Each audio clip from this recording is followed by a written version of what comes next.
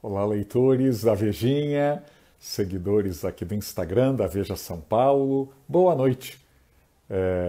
Eu sou Raul Justilores, diretor da Vejinha, e estamos discutindo esta edição que está aqui na minha mão.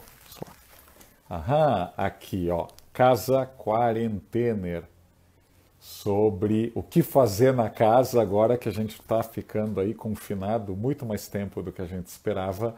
E é um momento muito importante para falar de arquitetura, de decoração, mas também de conforto, de família, né? De home office, cozinha e de tantas coisas que a gente está vivendo aqui. E eu vou entrevistar hoje, nessa live, que está começando agora, a Fernanda Marques, uma grande arquiteta que tem aí 30 anos de carreira de arquitetura de interiores, e ela já está delongas, ela vai entrar aqui, vai participar dessa conversa e a gente vai aprender muito, né? E vocês podem perguntar aí muitas dicas. Olá, Chegando. Fernanda, Oi, bem-vinda. Raul. Tudo Muito bem? obrigada. Muito bom estar aqui com você hoje. Muito obrigada Eu, pelo convite. imagina, eu te agradeço muito. Eu estava explicando que você tem 30 anos de carreira em Sim, arquitetura, arquitetura de interiores, com isso mesmo. essa cara de menina. Quem me dera. Você começou aos 8 anos de idade. Eu me formei em 88 lá na FAUSP Claro, e tenho filhos aí já de 26 anos, né? A história é longa impressionante. já. Agora, pelo que eu vi, você estudou na FAO, você Sim, se casou logo ao se formar e abriu o sim, seu escritório, acho que dois logo anos depois depois. só. Isso, exatamente. Entendi. Agora você Exatamente. foi precoce, né? No casamento e no escritório também, né? É verdade, principalmente lá na FAO, né, que Sim, assim, é um pessoal que pensa de uma maneira mais aberta, não tinha tanto na cabeça essa história de se casar, né? entendi. Mas eu e uma outra amiga minha, inclusive a Cláudia, nós duas fomos. Ela ainda foi mais pioneira do que eu mesmo, porque ela nem esperou se formar e casou. Mas, Olha enfim, só. aconteceu, já namorava há muitos anos e foi uma ótima escolha, deu tudo Ótimo. certo, foi Que ótimo, bom, que bom, que bom. é. Bom saber, bom saber disso. E deixa eu te perguntar, você deu uma entrevista há alguns anos, eu estava lendo, e eu adorei quando te perguntaram sobre casa, o que se faz aí uma casa ser confortável, e você falou de alguma maneira que a casa, a gente tinha que olhar para a casa como a gente se veste. Você não chega no guarda-roupa e coloca tudo que tiver e vira uma árvore de Natal. A casa também é assim. Isso explicaria que às vezes menos é mais, ou uma casa tem que ter espaço e não você aí entulhar de coisas? O que que eu acho? Quando eu uso essa expressão, e eu uso muito, não foi só Uhum, nessa entrevista, uhum, tá? Eu uso essa analogia muitas vezes dentro do meu escritório, por quê? Ah, acho que fica mais claro das pessoas entenderem, porque muitas vezes elas vêm com referências. Ah, eu gostei tanto desse pendente, eu gosto desse piso de madeira com um aspecto mais antigo. Enfim, tem várias coisas que a gente gosta na nossa vida, não é verdade? claro. Mas muitas vezes não casam juntos, tanto quando a gente vai falar de gastronomia, quando a gente também fala de moda, né? Então não dá para eu misturar a minha roupa de ginástica com meu sapato de salto, mas é tudo muito lindo, hein? Claro. Foram peças todas muito bem escolhidas, mas que eu não posso usá-las todas juntas no mesmo momento, que a gente tem que fazer uma escolha de acordo com o objetivo, né? Aonde eu estou indo, se eu estou indo num evento, enfim, que eu preciso estar mais bem vestida, se eu estou indo num evento esportivo, a mesma coisa quando a gente está falando de um projeto. Se eu estou fazendo um projeto comercial, se eu estou fazendo um projeto residencial, se a gente está indo para uma linguagem mais jovial, porque muitas vezes eu estou fazendo casa de um casal muito jovem, não é verdade? E essa casa Uhum, tem que ter a cara deles, não tem que ter a cara dos pais deles, né? Mas claro. esse discurso tem que ter um começo, um meio e um fim. E é aí que eu uso essa analogia. A mesma coisa se a gente for cozinhar, né? Eu não manjo muito dessa área, mas também não dá para a gente colocar todos os ingredientes, que muitas vezes são incríveis, e achar que vai ficar bom no mesmo prato. É mais ou menos Pode por ser aí. indigesto, né? Sim, Pode ser Sim, pode ser indigesto. indigesto. Então, eu costumo fazer essa Sensacional. analogia e eu vejo que as pessoas realmente aí entendem que muitas coisas são belas, mas em determinado lugar, em determinada situação, e não em Entendi. qualquer situação. Entendi, entendi. Falando aí da casa Quarentener, né? Que, aliás, como eu estava mostrando aqui para os leitores, é a capa da Vejinha dessa semana. Aliás, que Fernanda participou em várias Sim. reportagens. A gente fala de home office, a gente fala de cozinha, de despensa e tudo mais. Você acha que a casa, durante muito tempo, era uma casa para dormir, ou talvez uma casa para receber visitas? Você acha que agora, essas 24 horas dentro de casa, dia após dia, semana após semana, vai transformar muito essa casa ou a maneira como o brasileiro desenha a decoração? Eu queria primeiro começar parabenizando você, toda a equipe da Veja São Paulo. Tá maravilhosa essa Obrigado. edição da Vejinha, a capa fantástica, né? Essa Obrigado. casa enquanto ilha ali ficou maravilhosa, essa alusão ficou incrível. Vocês Obrigado. abordaram diferentes aspectos, assim, eu achei que esclareceu vários pontos assim que as pessoas devem estar achando que talvez fossem só com elas, né, que aquilo estivesse acontecendo ou incomodando, e começa a ficar claro que aquilo está acontecendo com a vida de todo mundo, né? Claro, claro. E agora respondendo à sua Uhum, questão, eu uhum. acho sim que nós brasileiros e todos nós, né, assim, falando em termos mundiais, eu acho que a gente vai ter sim uma sair dessa pandemia com uma visão muito diferente do que a gente quer para nossas casas. Como você disse, as casas elas eram assim, a gente passava pouco tempo nelas, né? Porque estávamos trabalhando muitas horas dos nossos dias, muitas horas no trânsito, as crianças, mesmo Muitas. as crianças muito ocupadas, né? É, porque, enfim, os pais têm que trabalhar, é porque a gente quer dar a melhor educação possível para todos eles, e agora todas essas funções dentro de casa, né? A gente tendo Claro, que fazer os afazeres domésticos, o filho que está na quarta série, o que está no nono ano, e o pai que tem que fazer o vídeo call, e a mãe no mesmo horário, enfim. Eu tendo a achar que nós, arquitetos e designers, sairemos valorizados dessa crise, que porque as bom. pessoas estão enxergando e dando valor para aquilo que nós fazemos, né? Que na verdade é uma, é uma criação intelectual, né? Um valor intelectual quando a gente está falando ali de um projeto. As Verdade. pessoas que hoje estão em espaços bem distribuídos, bem iluminados, não é, Raul? Claro, Ventilados. claro.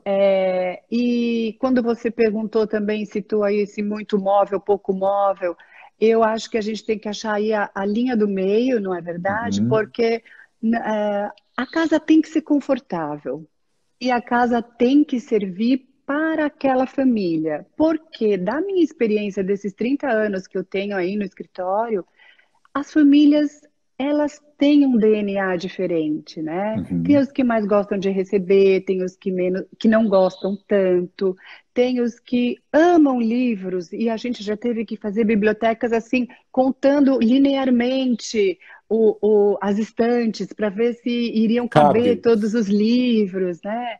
Há outros que não possuem livro alguns, outros têm coleção de arte maravilhosa, outros não. Então, os valores são muito diferentes, né?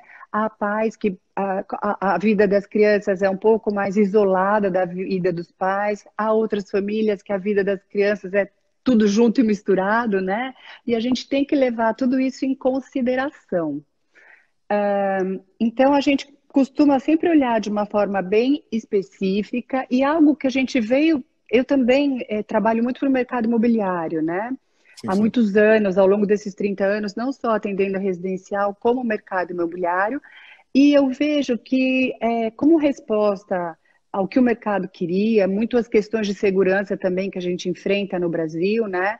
A gente foi valorizando nas plantas dos novos empreendimentos uma área social bastante grande e nem tão grande as áreas íntimas dos quartos, né? Porque a gente quer receber os amigos em casa, você quer que seus filhos tragam seus amigos para dentro de casa, e com isso houve essa valorização da área social e também uma integração dos ambientes, né? A cozinha aberta para a sala, a TV que voltou para a sala, porque durante um tempo não podia pôr mais televisão na sala, né? Era Claro, assim, um pecado mortal. claro. A TV volta para a sala, então, é, e no entanto, os espaços integrados, eu acho que agora eles vão passar a ser integrados, mas nem tanto. Talvez com portas de Sim, correr, porque se eu estou numa situação como a que eu estou com você aqui hoje, né?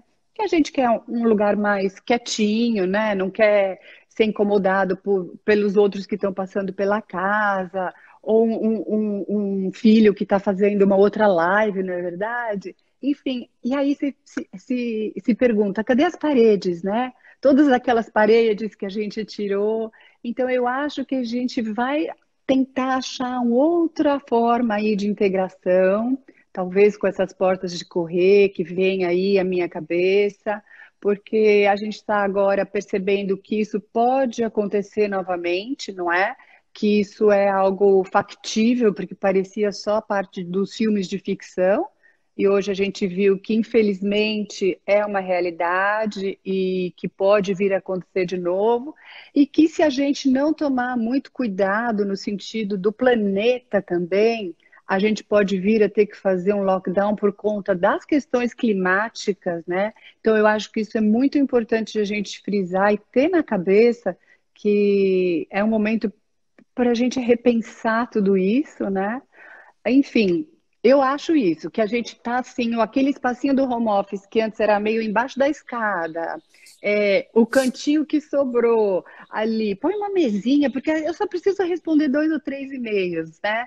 Hoje não, a agora gente vai querer, sim, vai querer sentar direito, vai querer ter uma luz boa, tá vai, certinho. sim, vai querer ter uma cadeira bem ergonômica, vai ter um investimento, sim, aí de espaço e nos móveis mesmo que vão atender essa parte do home office. Claro. Senão você lembra aquele especialista que estava lá na Coreia dando uma entrevista na BBC? Aí surgem as criancinhas pequenas, uma de andador, a outra pulando e etc.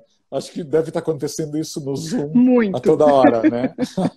Foi fantástica. Foi É uma cena fantástico. inesquecível, né, tadinho? Inesquecível. Mas se alguém. Inesquecível. É que seus filhos já são grandes, né? Não dá nem para ter Ah, uma mas cena assim agora, né? eu preciso confessar que logo que começou essa história do home office, eu passei uns perrengues, né? Ah, sim, Porque, conta. sim, porque o meu home office é dentro do meu closet ali, no meio do meu quarto praticamente. Mas meu marido muito à vontade, né? Fica para lá, fica para cá. Então, pessoal, para quem está com esse mesmo problema, fica a dica, tá? Eu arrumei uma colcha de cama, assim, que eu pendurei numa arara, e onde eu começava um call, uma live, aquele negocinho vinha atrás de mim. Aí pode passar quem quiser, Raul. Eu falei, não adianta eu querer ficar catequizando todo mundo, é melhor eu me Uau! prevenir, não é verdade? Uma Ou você fica cabaninha. como, ou você fica como eu, logo com uma parede atrás, como você também está com uma estante, né? Claro, claro, claro. Ou se for um lugar de passagem, não tem jeito, é melhor a gente se prevenir. Que maravilha, que maravilha. E deixa eu perguntar uma coisa, até você estudou na FAO, né? Imagino que numa época que design de interiores, arquitetura de interiores ainda não fosse o grande foco lá dos estudos, né? Ou seja, você começou a fazer. Não, e você falou que você abriu um escritório um pouco depois e também acho que essa parte de business não era tão abordada. Você acha que ainda existe preconceito nas faculdades de arquitetura com quem trabalha, né? Porque hoje a gente está falando de interiores 24 horas, né? Você acha que isso Sim. vai mudar? Olha, você abordou um ponto bem importante, eu acho. E há uns anos já que eu vejo uma valorização muito grande do profissional de interiores, principalmente aqui durante esses 30 anos de carreira, né, eu posso dizer que nos últimos 20 anos, sejam apartamentos de 50 metros quadrados a 500 metros quadrados, o pessoal tem o seu profissional, né? Tem profissional para todos esses tamanhos, as pessoas valorizam, contratam, porque antes de eu ingressar na faculdade, contratavam arquitetos, aquelas famílias assim muito diferenciadas culturalmente, porque em geral era o engenheiro que fazia a planta para o pessoal quando você queria uma casa, né? Então, famílias assim já muito sofisticadas intelectualmente é que contratavam um arquiteto para desenhar suas casas.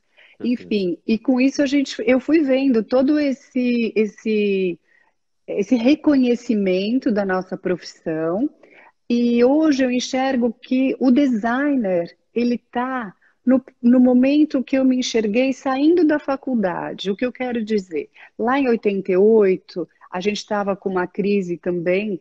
Bom, quantas crises eu já não vi, né? Que era a Claro. história do engenheiro que virou suco. Então, eram muitos profissionais saindo, formados, Inflação.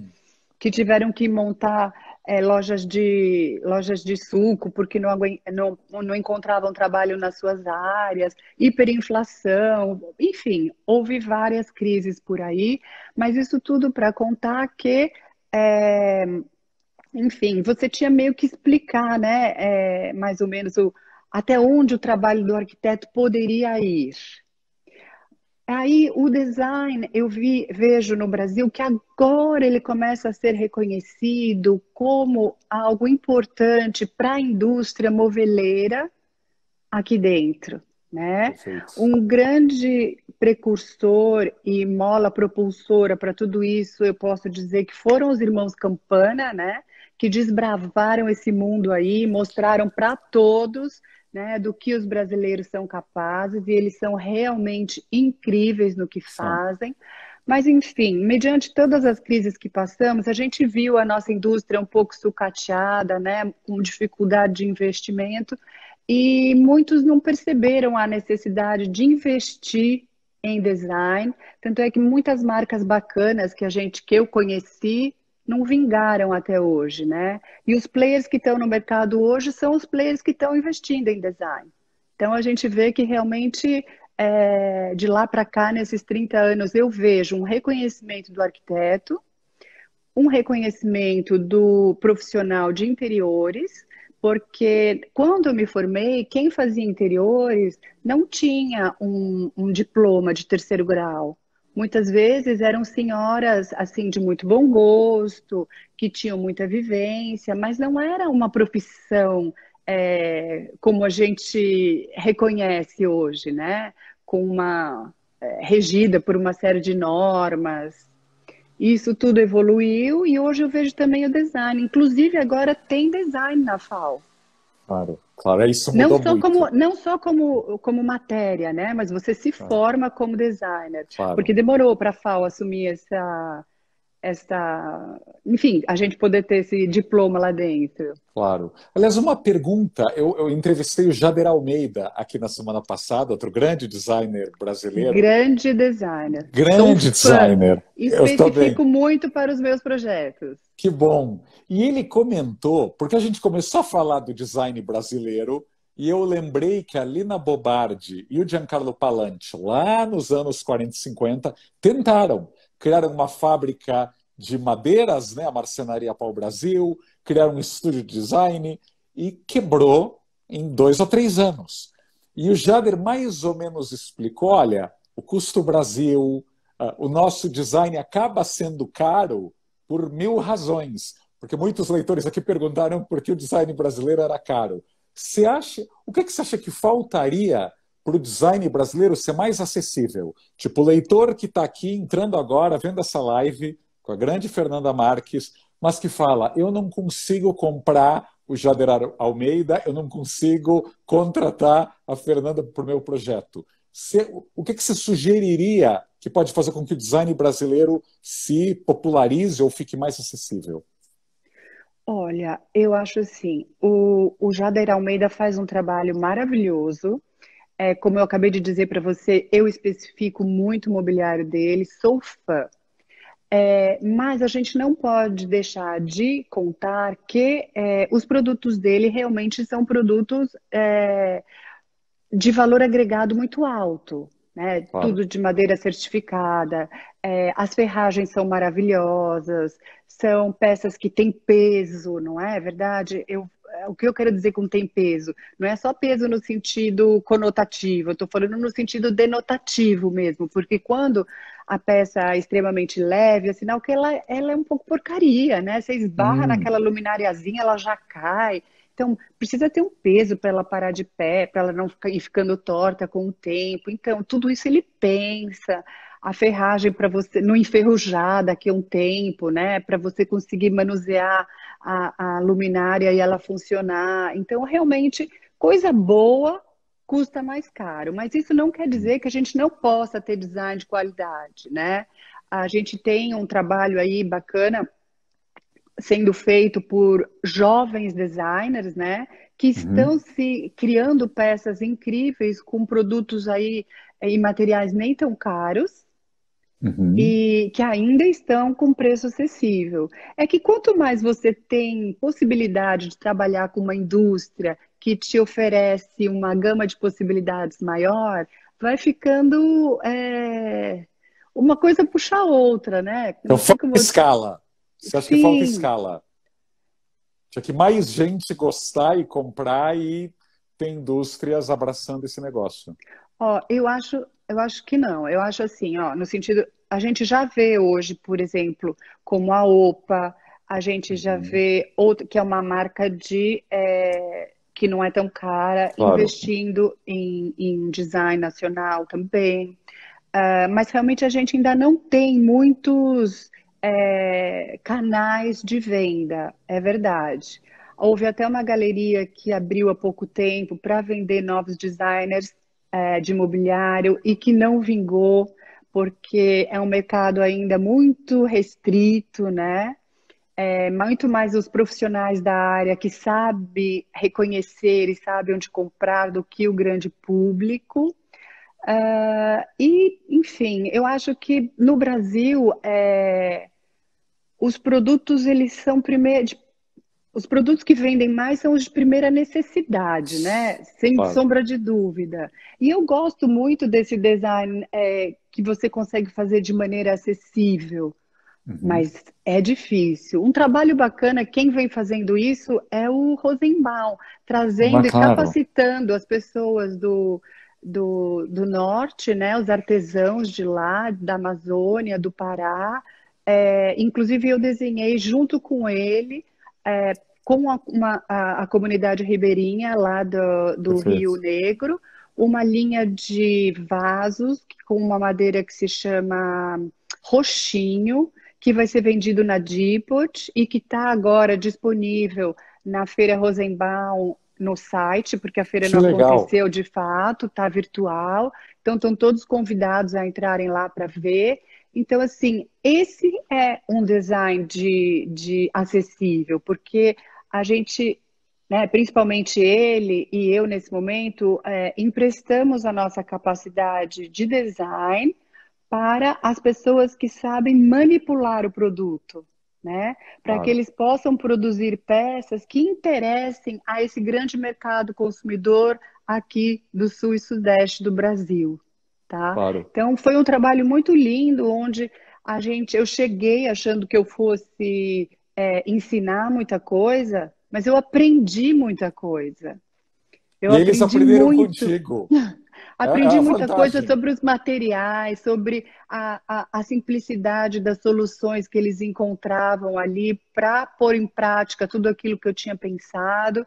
Então, eu acho, Raul, assim, porque eu acabei raciocinando aqui junto com você, com a pergunta que você me fez, eu acho que a grande solução para o nosso design ser mais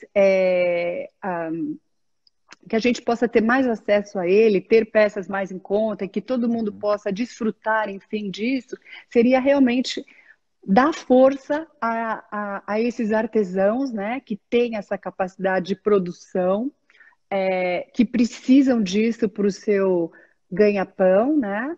E quem sabe nós aqui, que tivemos a oportunidade de estudar em boas faculdades, possamos Claro. então emprestar parte desse conhecimento para que a gente junte as duas pontas e traga um design de qualidade, com preços não tão caros e disponível para muito mais gente. Claro. Aliás, eu vi que você fez uma conversa com o Rosenbaum há 2 semanas, eu acho. Eu Foi perdi isso mesmo, totalmente.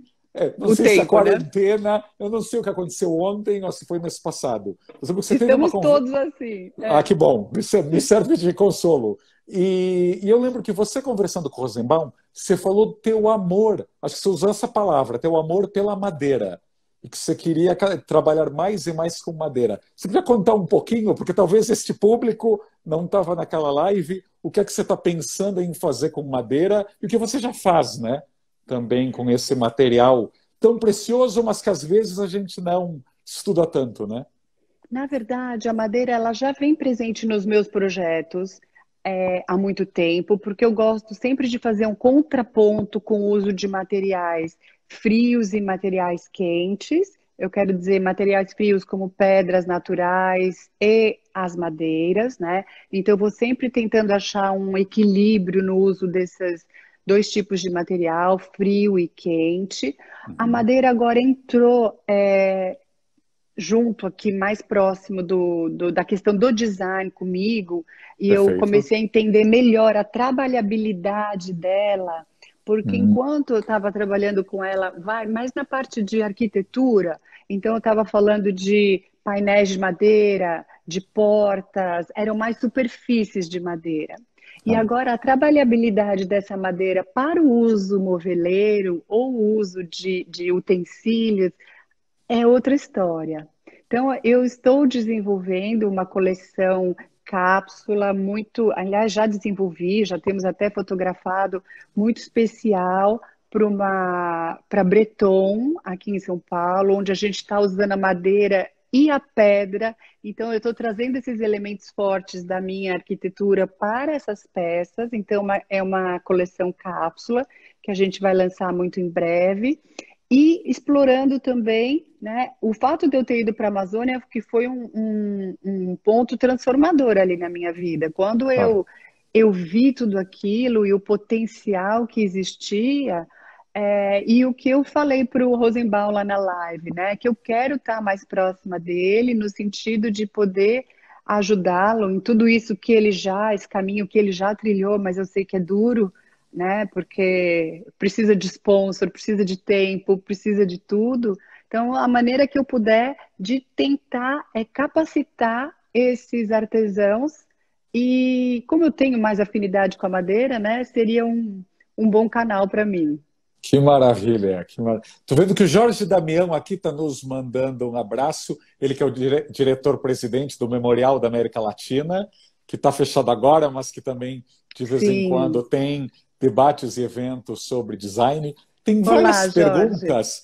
Tem muita gente aqui perguntando, mas agora são tantas perguntas, eu não estou achando. Lá atrás alguém perguntou sobre apartamentos compactos e pessoas sem dinheiro.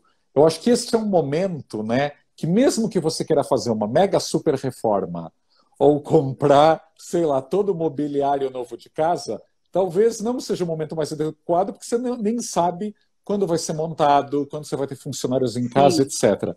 O que você sugeriria, começando por essa pessoa que mora num espaço pequeno e que não tem tanto dinheiro para gastar? Assim, como se começa nesse caso? Como eu começaria, tá?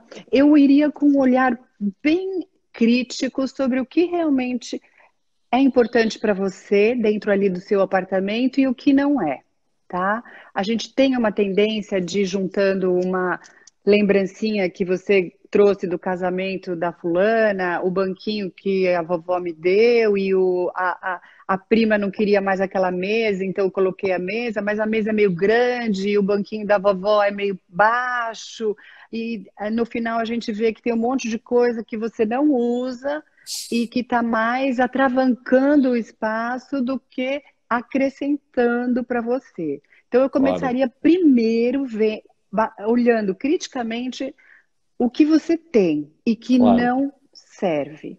Bota ele de lado ali, põe de lado. Aí a gente vai estudar Supérfluos. depois supérfluos. Vai para os supérfluos, nós vamos chamar, vamos ligar para uma instituição de caridade, eles vêm recolher, não é verdade? E aí você pensar próxima questão, né? Que eu digo que as coisas se resolvem quando a gente faz as perguntas certas, tá? Então, a primeira é o que não me interessa mais, o que de fato eu não uso.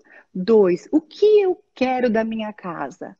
Ah, eu gosto de ver TV aqui, neste sofá e nessa TV. Eu tenho TV no quarto, mas eu quase não assisto no quarto. Eu gosto mesmo é do sofá. Então, vamos ver se você está com um sofá confortável, se está faltando você comprar só uma almofadinha para você pôr atrás. Às vezes está faltando só um puff, não é o sofá novo, não é? Aí você gosta quê? De tomar um café, uma xícara de chá quando você está assistindo a sua Netflix. Então, uma mesinha pequenininha de encaixe também vai ser boa para você. Então, assim, aí você começar a pensar nos pequenos detalhes que podem transformar o seu o dia a dia em algo mais confortável. Então, eu começaria por aí. Claro, com isso, quando você vira, sua casa já está assim mais resolvida, Perfeito, né? Eu começaria por aí. perfeito. E Sim, não, diga, diga.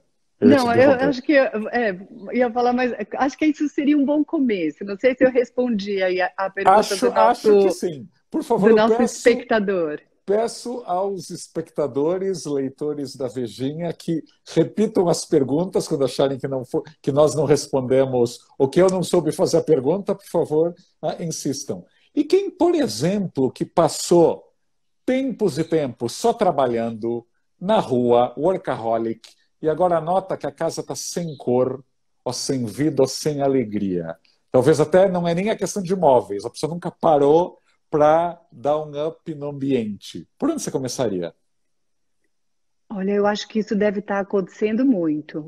E digo por Muito, quê? né? Por Sim, quê? porque você está o tempo todo na rua, a rua é cheia de cor, é cheia de vida, não é verdade? Quando você chegava na sua casa, você estava só no momento desacelerar, então talvez até, né, você nem estava percebendo a falta que a cor pode fazer no seu humor. Eu acho, então, se está faltando cor na sua casa, se você acha que é. Porque a cor torna os ambientes aconchegantes. Isso, quando eu estou falando de cor, eu não estou falando assim que a gente precisa como utilizar um laranja, ou que a gente tem que usar um roxo. Eu estou falando cores quentes, né? Os tons que vão para os terrosos, os beges queimados, e principalmente, Raul, eu acho que uma coisa que esquenta muito o ambiente são trocas de texturas. Então, a Por gente exemplo, tende, para facilitar, quem não tem assim muita prática na decoração, às vezes escolhe um tipo de tecido e vai com ele por tudo, né? Tudo no liso, porque é mais fácil, é mais fácil você não errar dessa maneira. Só que você buscar, por exemplo, tramas de tricô para suas almofadas, ou tramas de couro plissado para suas almofadas, mesmo que seja tudo tom sur tom, essas diferentes texturas irão conferir um ambiente mais aquecido para você, mais gostoso. Um tapete que também tem um outro tipo de trama. Então, as tramas e as texturas também funcionam no lugar das cores. É uma possibilidade. tem cor que cansa? Que cores as pessoas deviam usar com muita cautela? Ah, eu acho que qualquer cor bem forte, a gente deveria usar com cautela. Entendi. Primeiro porque mobiliário é uma coisa mais cara, é um investimento importante, né? Seja uma poltrona, seja uma cadeira, não é uma coisinha assim que a gente vá trocar tão facilmente. Portanto, eu sempre digo que, idealmente, a gente deve colocar as cores nos detalhes, porque aí é mais fácil de você trocar. Então, a gente coloca as cores nas almofadas, a gente pode colocar as cores num tapete, a gente pode colocar as cores num conjunto de vasos ali na sua mesa de centro, ou no centro de mesa da sua sala de jantar, porque são coisas mais fáceis de depois você trocar do que você trocar uma sala de jantar inteira, não é verdade? Ou você só Claro. trocar um sofá inteiro. Então, eu sempre digo isso. Acho importante ter pontos de cor. Eu trabalho sempre com pontos de cor nos meus projetos. Eu não faço coisas assim só beges, não é muito a minha característica. Eu trago pontos de cor, porém, eu escolho um ponto e o restante eu deixo para os detalhes. Claro, maravilha. São Paulo já tem muita arquitetura bege, hein? Então, É menos verdade. bege. Olha, quem está chegando agora, a gente está discutindo aqui o tema desse especial da Vejinha, a Casa Quarentener, que é uma edição cheia, cheia, cheia de reportagens sobre vários espaços da casa e do viver a casa, e que a grande Fernanda Marques, que está aqui com a gente, também participou, deu 1000 ideias. Ela é formada pela FAUSP e há 30 anos trabalha com arquitetura em interiores, imobiliário, mobiliário, hotéis e tudo mais. Mas tem perguntas aqui de arquitetos. Vocês já devem ter percebido que eu não sou arquiteto, mas tem perguntas de colegas da Fernanda e algumas sensacionais. Eu estou aqui puxando. Tem uma pergunta do Thiago Nunes, que é muito boa. Como fazer o projeto de uma pessoa indecisa? Você já pegou algum trabalho cujo desafio era o cliente? Claro, faz parte, né, gente? Ser arquiteta e psicóloga, terapeuta, né? Praticamente. Eu acho que assim, ó, principalmente para quem está começando a carreira agora, né?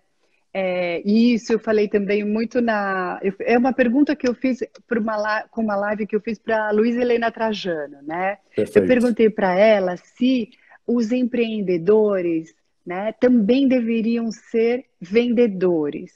Porque eu falei para ela, eu me sinto uma vendedora, mas uma vendedora de ideias. Porque, na verdade, o vendedor, para ele efetuar uma venda, ele tem que entrar no seu mundo, ele tem que entender o que você quer, para ele saber o que ele vai te oferecer.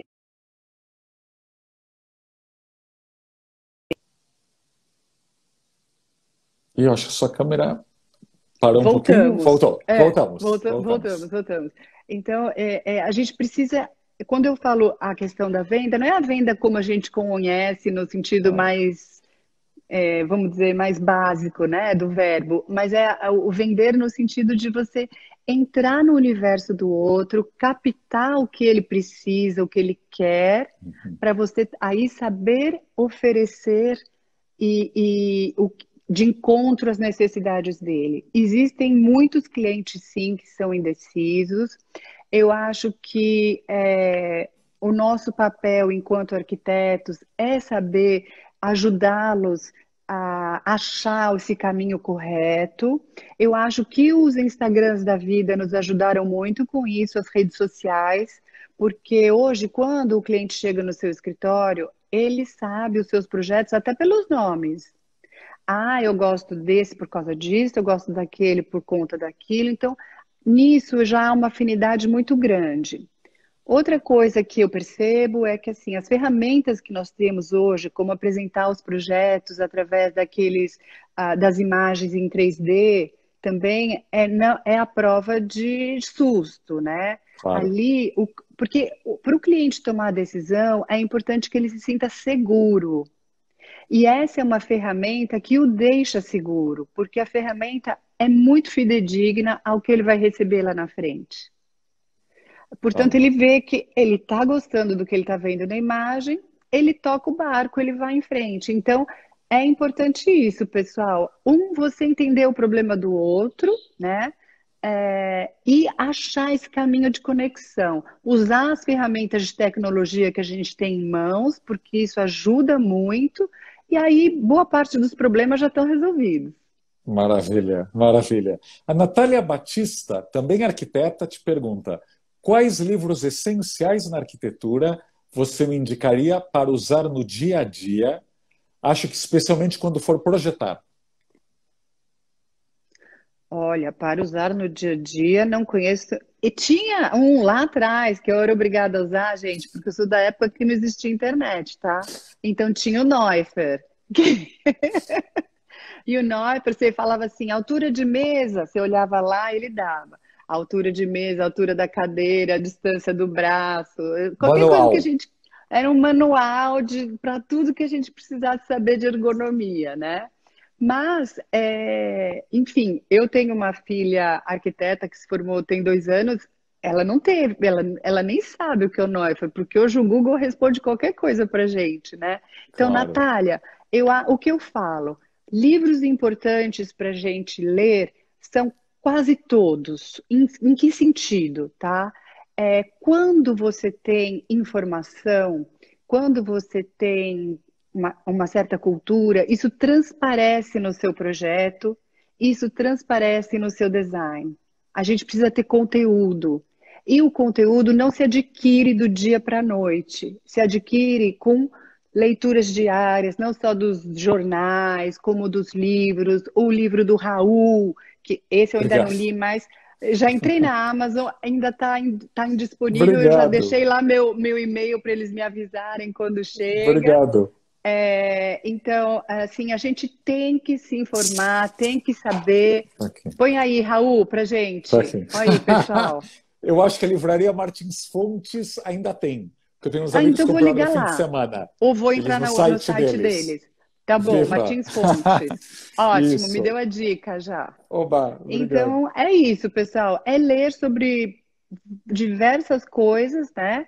Instrutivas, evidentemente, e principalmente tudo que for ligado à sociologia, ao homem, para onde a sociedade está indo, porque a gente projeta para as pessoas, né? Portanto, é importante a gente saber o que eles querem, o que as pessoas querem consumir, o que as pessoas querem para si, para suas famílias, de que maneira. Por isso que a gente está tendo hoje essa conversa aqui sobre o que vai ser essa casa pós-pandemia, porque as questões irão mudar, as preocupações irão mudar. Então é importante estar muito atento a tudo isso para já estar pronto, né? Quando tudo isso, enfim, os projetos voltarem a rodar como antes, a gente já está preparado para tudo que já tá, enfim, que já mudou, a cabeça nova aí dos nossos clientes. Já está com as soluções, na verdade é Claro, isso.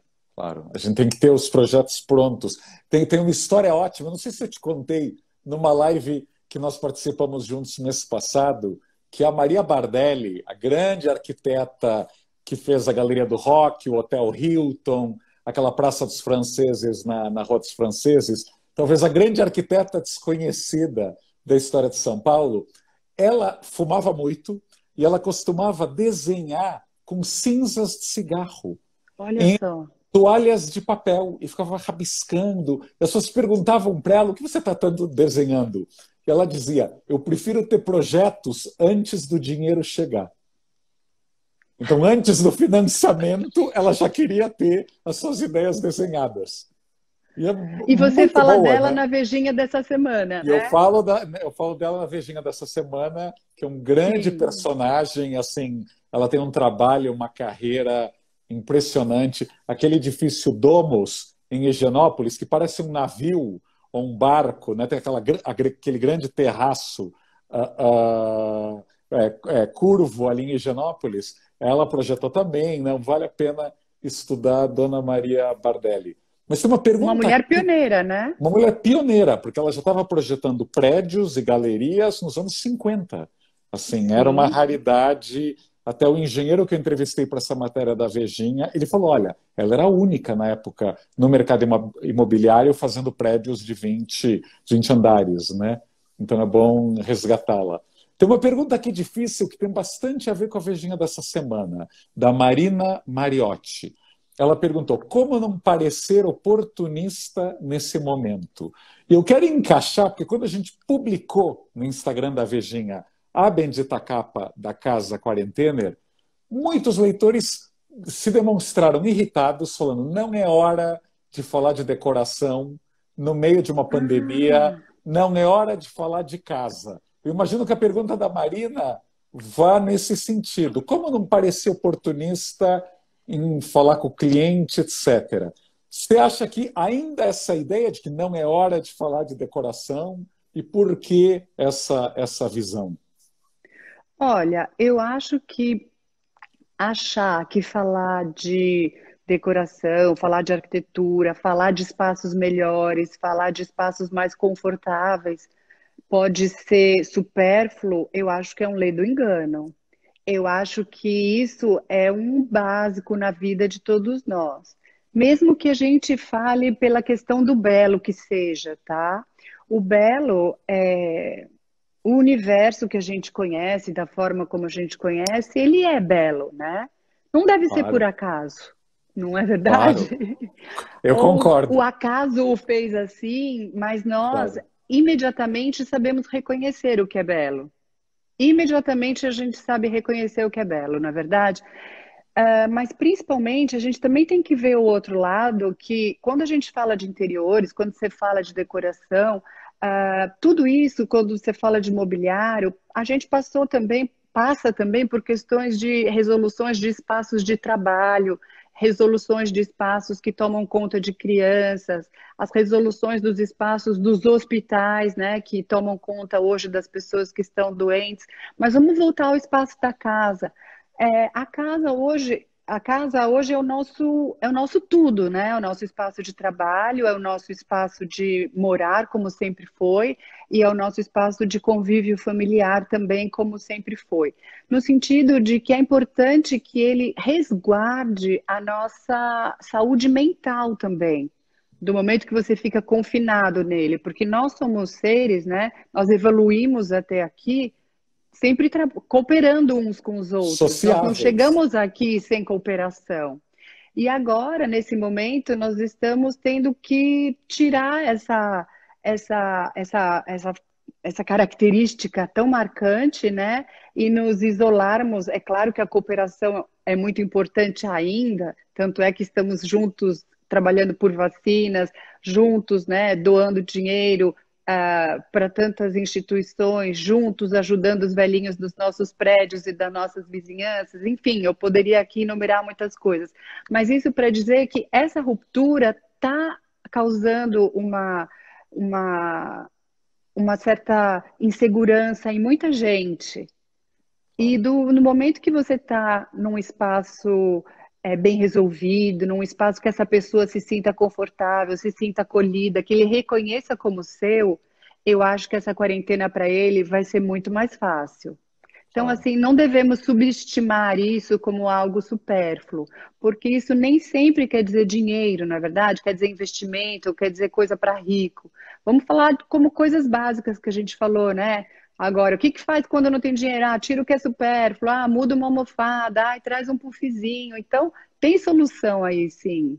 Claro. Eu até respondi para alguns leitores que mandaram aí mensagens privadas para mim, como vocês fazem essa capa da Vejinha essa semana? E eu respondi, enquanto a arquitetura não virar um tema da sociedade brasileira, vai ter gente morando em favela, em barraco, sem insolação, sem ventilação. Então, não é a gente deixar de falar arquitetura agora. Ao contrário, é nessa crise que a gente tem que jogar na cara da sociedade que não falar de habitação, de moradia, de qualidade em projeto, né? Faz aí qualquer casa, no BNH ou no Minha Casa Minha Vida. Todos nós pagamos. Ou seja, Todos nós pagamos. quem mora num lugar insalubre hoje pode contagiar todo mundo. Ou seja, é um raro momento que até as pessoas aí mais insensíveis da sociedade brasileira têm que prestar atenção no que está acontecendo nas favelas. E a gente fala muito pouco de arquitetura nesse país, então desculpem leitores que ficaram bravos com a capa da Vejinha, mas eu defendo essa capa até agora. E um É um adendo, momento de reflexão que estamos vivendo, e eu acho que a arquitetura passa por isso. Tanto passa, não é verdade, Raul, que ela faz parte de todas as instâncias da nossa vida, praticamente. Do lugar que a gente mora, do lugar que a gente trabalha, do lugar que a gente estuda, dos espaços públicos, que nem sempre, né? A gente não precisa pensar arquitetura só em espaços cobertos. As praças, as ruas, esses espaços públicos também são espaços arquitetônicos. Não é claro, verdade? A gente claro, precisa sim refletir sobre isso, porque isso reflete. Ele pode ser um mecanismo de melhorar essa desigualdade social, sim. Pode ser um mecanismo muito positivo E você tem um olhar muito bacana com todos esses estudos que você faz, e agora eu estou acompanhando essas questões de zoneamento que você vem provocando também. Não, porque a gente tem que lembrar, nós somos a cidade que fez o Largo da Batata ontem. Ou seja, com todos os paisagistas que tem em São Paulo, com todas e todos os arquitetos e planejadores, a gente faz o Largo da Batata. Tudo bem, a gente fala minhocão, marginais, era ditadura militar, não havia democracia, mas em democracia a gente faz espaços públicos tétricos, né? Então, Tétricos. hora sim de falar de qualidade de projeto e de arquitetos, isso é muito importante. Mas eu pegar carona em algo que você levantou, Fernanda, o Rino Leve, grande arquiteto da história de São Paulo, menos conhecido do que deveria, nos anos 50, ele convenceu a Lina e o Petro Maria Badi a emprestarem o auditório do MASP para ele, e ele convidou todos os donos de hospitais e secretários de saúde do Brasil, juntou 400 pessoas para ter um curso de arquitetura de hospitais. Temos que lembrar que ele projetou Einstein, Maternidade de São Paulo, Perola Byington, entre outros, então ele sabia do que estava falando. Ele basicamente ele convenceu aquela plateia, médicos. É importante ter uma arquitetura boa para o paciente, para vocês, para todo mundo. Mas tem uma outra pergunta aqui, voltando a essa coisa do momento de pandemia, da Ana Amélia, também arquiteta, está te perguntando se seria o momento do garimpo. Ela está te perguntando como fazer garimpo nos dias de hoje. Eu acho que vai ser o garimpo online. Olha, ok. Isso, acho que vai ser o garimpo online, mas eu acho sim, assim, tirando um pouco essa brincadeira de lado, quando a gente puder, enfim, sair das nossas casas, né, retomar um pouco as nossas vidas, com a crise econômica que todos nós vamos ter que enfrentar, o garimpo vai ser sim uma boa solução para a gente poder achar coisas acessíveis e que venham de encontro às necessidades que a gente está, enfim, precisando, as coisas que estamos precisando resolver dentro da nossa casa. Acho uma boa ideia. Perfeito, perfeito. Então, garimpo online. Aliás, a gente está com mais tempo livre fora do trânsito, né? Então, dá para assistir muita coisa. Tem um outro, eu acho que também é arquiteto, Lous Rodrigues, como resolver quando o cliente é acumulador de objetos. Vamos para a terapia. Bom, eu acho assim, ele é essa pessoa, ele é acumulador de objetos. Não dá para você querer que ele seja outra coisa, não é verdade? Então, o que que a gente vai fazer? A gente vai procurar resolver como dispor esses objetos da melhor maneira. É um colecionismo? Não é um colecionismo? São objetos de valor? Não são? É algo assim muito particular que talvez devesse ficar na parte íntima da casa, porque tem certas coisas que, como eu disse aqui no início da nossa live, são muito peculiares de cada família, de cada cliente, não é verdade? E, enfim, um gosta de colecionar figurinha, não é, Raul? Outros gostam. Então, eu acho assim que a gente tem que respeitar essas questões. Eu acho que dentro da minha prática e da minha vivência, a gente sabe dizer o que funciona e o que não funciona. Então, eu posso Claro. falar, olha, essa situação que você está querendo colocar não vai ficar bem, né? Você vai acabar gastando e não vai ficar bacana.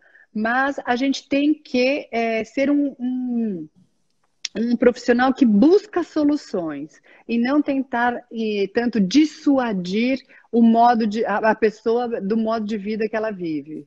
Perfeito. Tem uma pergunta de outro colega seu, Lucas Bonde. Agregando esse tema, nós temos que mover o mercado.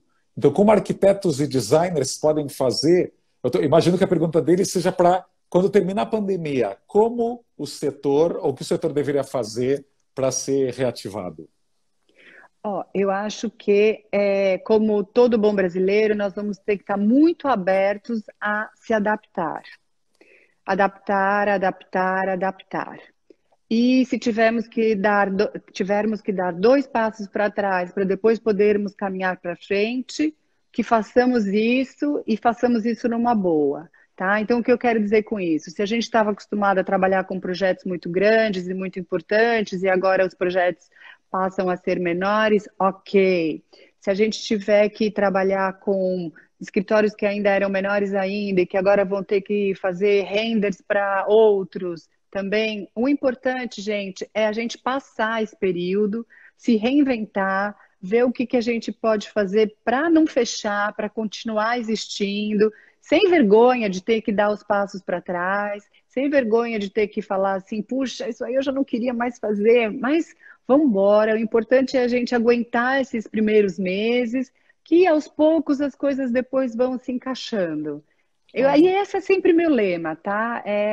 Às vezes a gente tem que andar um pouquinho para trás para ir para frente e, claro, fazer uma leitura, né, mais correta e um pouco mais dentro da realidade. Às vezes eu acho que falta um pouco de adaptabilidade para os arquitetos. A gente é um pouco perfeccionista demais, acho que faz parte um pouco da nossa característica, e às vezes fica com receio de não quer muito dar uma desviada, sabe, para chegar no objetivo. Claro. Tem uma pergunta lá atrás que eu não estou conseguindo achar, então me perdoe a pessoa que fez a pergunta, mas te perguntaram sobre área externa. O que seria bom de se fazer agora? Começar uma horta, começar um jardim, alguma ideia para começar a trabalhar área externa? Imagino que a pergunta tem a ver com alguém que não ligava antes para a área externa da casa. Então não Olha, é apartamento. eu acho que as áreas externas serão extremamente valorizadas, mesmo os que já moram em casa, eles vão ter um segundo olhar, né? Os que moram em apartamento, então, essa história de fecharmos todos os terraços, 100% deles, né? A gente recebe um terraço grande e fecha tudo com vidro.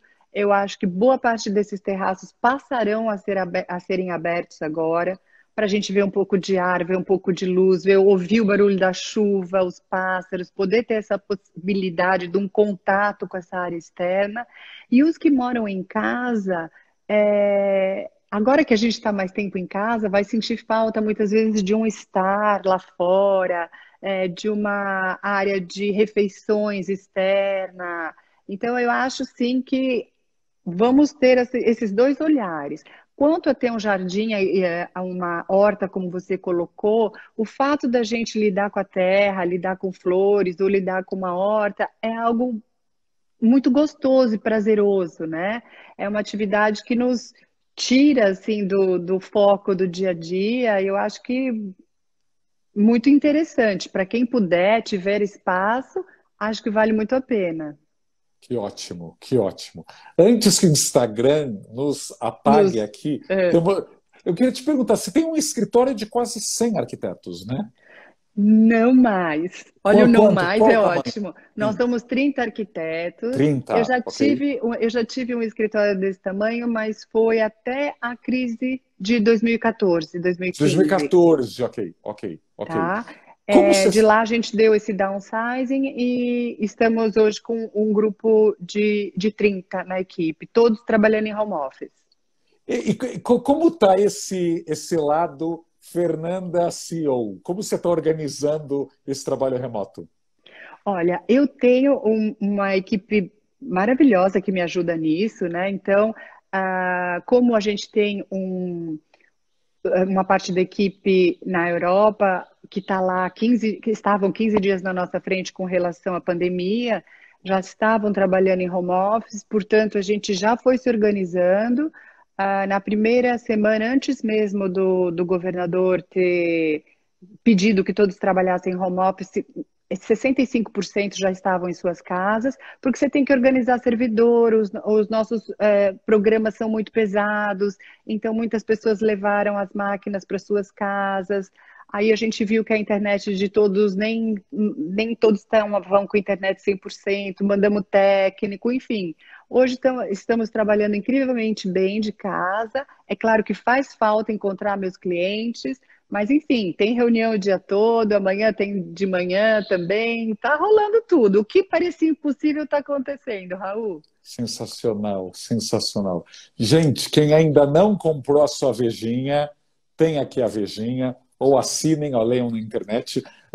É um consolo que a Fernanda tenha falado que a gente também tem que ser vendedor, então eu estou aqui como jornalista e vendedor orgulhoso do nosso filhote. Fernanda, querida, muitíssimo obrigado.